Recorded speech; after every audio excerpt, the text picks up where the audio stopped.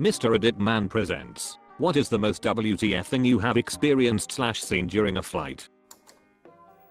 Flying from Atlanta to Washington DC. We were about 45 seconds post takeoff when the guy beside me unbuckled himself and starting running up the incredibly steep aisle. The flight attendants immediately start yelling at him to sit down, even going so far as to fumble with the intercom. About 10 feet from the front of the plane, one of the crew said, "Flight lady, sir, I'm going to have to demand you sit down." Guy, "Mom, I'm going to malarkey my pants." He barricaded himself in the bathroom for about 10 minutes and emerged to clapping and angry looks from flight attendants. He ordered a water with no ice in it when they got to our aisle. I travel quite a bit and have seen a few weird things, but on a recent trip from Vienna to Venice things were taken to a whole new level. So, we were about 20 minutes into the flight when I noticed that a woman sitting across from me had a Persian cat in one of those cat carrier bags. The plane was really warm and the cat was sitting in the bag panting. Well, the lady decided to let the cat out of the bag to let it cool off a bit. After trying to shove the cat's face up into the air vents for a minute, the cat literally freaked out. It was clawing at everything, attaching itself to the seats in front, jumping around, hissing, well, you name it. The damn thing went apamalarkey. Anyway, after about 5 minutes of more of the same, the cat completely lost it, tried to climb the seat in front and wait for it, fell over dead. We could not believe what had just happened. The owner was trying to shake the cat around a bit to wake it up, but it was a goner. For the duration of the flight, she was sat there holding her dead cat, sobbing quite profusely. To sum it up, a cat went apamalarkey and died on a plane. I once looked out the window to see a MiG-23 flying beside us, close enough to clearly make out the pilot looking at us. He stayed there for a minute or two longer, then banked away. This was an 88 or 89, flying from Moscow to Kyiv. I believe it was in an IL-62 meters. I'm a bit of a plane nut. I saw someone fart themselves awake then go back to sleep. On a day flight, just as I fell asleep, a woman passed out in the middle of the aisle and hit my leg. I was so doped up on Dramamine I did not even realize it and fell back asleep. The flight attendants put an oxygen tank on the floor and put the tank's mask over her mouth. Apparently they used my hand to hold it in place. So when I woke up a few minutes later, I was like, why am I holding an oxygen mask over someone's face? Pilot screaming into Mick Denver, "We're in serious trouble up here. I need ... Pilot forgot to turn off main cabin speakers after warning crew to take seats during monster.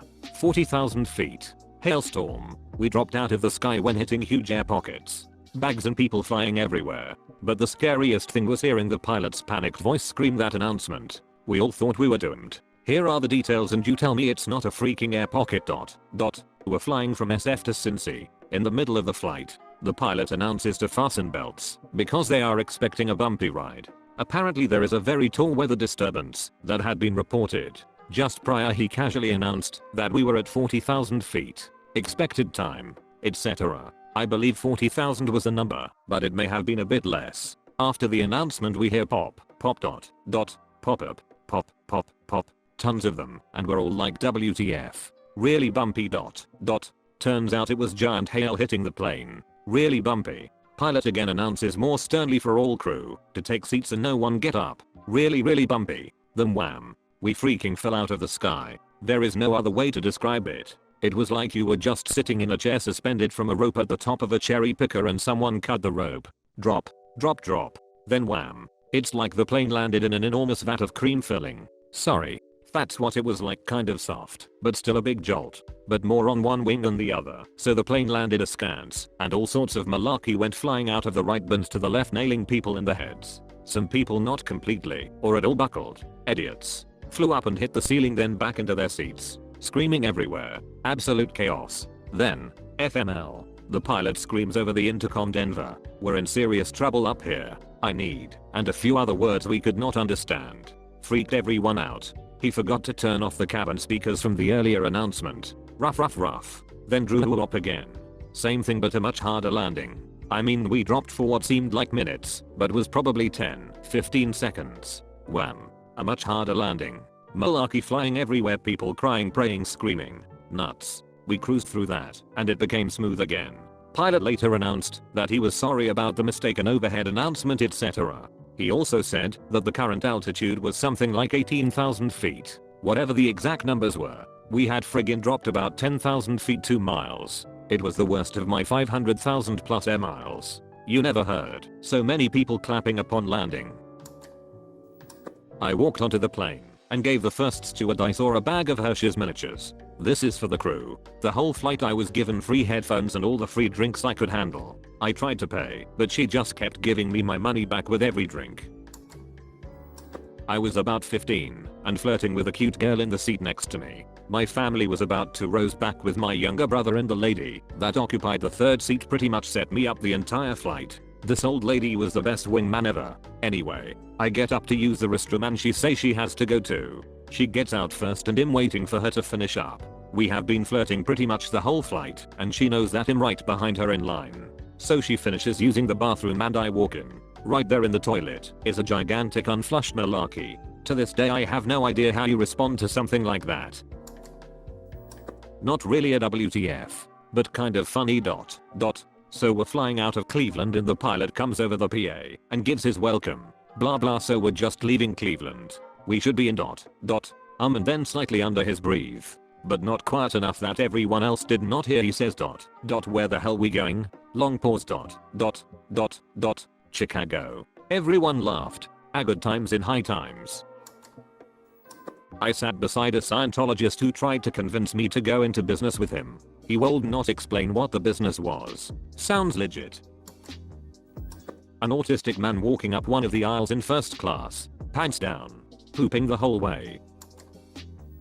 I was flying to Denver on Delta in winter 2009, and they were switching from cash to credit only. They just go their brand new machines to swipe cards, and I was one of the first people to test them out. I ordered a 7 and 7. It was $7. She took my card, swiped it, and the thing that printed out was $0. I left a $3 tip and thought, cool. About 10 minutes later she came by and asked if I wanted another. I said sure, why not? Swipe the card. Another $0 transaction.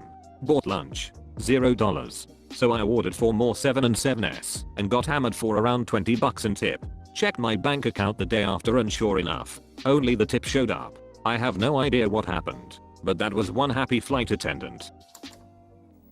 A guy died next to me once, on a flight from Morley to Dallas. I was half asleep in the second to last row of the plane. While I was listening to music and dozing, I suddenly heard a really loud, hard thud next to me. I look over, and there's a man lying on the ground, completely still. I thought maybe he tripped, but the flight attendant came running, and he was unresponsive. She frantically ran up and down the aisles asking for doctors. Luckily for him, the flight was full of vacationing doctors and nurses, all of them in ridiculous clothes.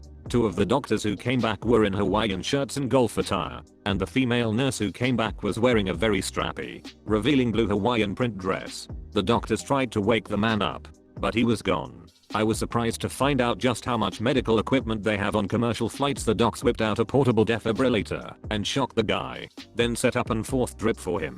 I never heard a word out of him or saw him move. Not sure if he actually woke up or not. Our flight was diverted to LA, and when we landed half a dozen EMT personnel ran on the plane to pull the guy out on a gurney. Unfortunately for me, this whole scenario set off a panic attack, and I had to go find a nice spot in the aisle to lay down so that I did not pass out and cause more problems for the crew and doctors. It was embarrassing. One time I was the only person on a very big plane going from DC to Atlanta. They told me they would not normally fly, but they really needed the plane in Atlanta first thing in the morning. I got great service, by the way. Since then I have used this as the setting for an erotic fantasy.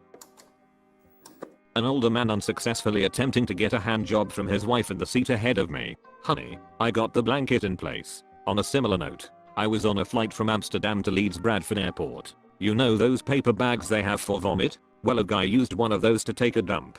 Has gotten up as soon as the seatbelt light went out to go to the bathroom, but they flight attendants had not unlocked it yet, so I think he presumed someone had beaten him to it. Had been looking over his shoulder for the past 30 minutes and towards the end of the flight seemed to have had enough, so got the bag and using his jacket to cover his shame, did his dirty business. I made a point not to see what he did with the bag. That was just disturbing. I was in an aisle seat on a flight from LA to Austin, Texas. About an hour into the flight I noticed this awful smell. I look up from my book just in time to see this 70-year-old woman violently throwing up in her lap. Since I'm a sympathy vomiter, I turn toward the people in the other seats to try and avoid doing the same thing.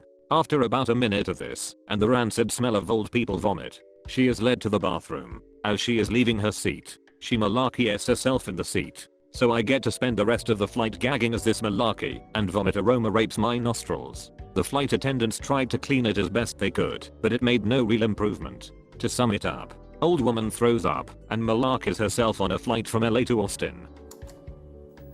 While waiting to use a water closet on the way to Panama, the door somehow opened while this guy was hunched over the toilet fapping away. There was no mistaking it. This guy looked like a poster boy for the Weingart strokes. At first I could not believe what I actually saw. As he turned his head to see the door come open, the most awkward eye contact moment of my life unfolded. He turned to shut the door in a panicked fashion, exposing his junk. At that point my WTF face became encrusted into my facial features for the rest of the flight and even the next day. So ... Since that time I can hardly use any bathroom on a plane. I'd rather just hold it in than see another buckache party. I used to internationally travel a lot when I was younger and working for a telecom company designing new infrastructure. On one of the trips as we were heading to China, I looked out the window. We were above Alaska and the Bering Strait somewhere, and the horizon had huge slice of black, like some weird wedge-shaped cloud that encompassed half the horizon. It was a bright day on the ground or sea below us. The ice was very bright and white, but there was this giant dark wedge encompassing and seeming to take over the earth as you looked out to the horizon. I had the guys next to me look out and take a look. They were confused at first too. I was really confused for a few minutes. Then I realized what I was looking at in profile and what that engulfing black wedge really was. It was night. We were flying in such a manner that we were surfing the edge of daytime and nighttime at 35,000 plus feet. And at that moment, if you looked out over the horizon you saw daytime fading into night. I only saw that once. It was being in the right place at the right time. I have a picture somewhere I may be able to dig up. Aside from bad in-flight movies, that would be my most WTF experience. You have made it until the end of this video. Now listen here, and listen here closely. Like and subscribe for more curated content by Mr. Reddit Man. Thanks for watching.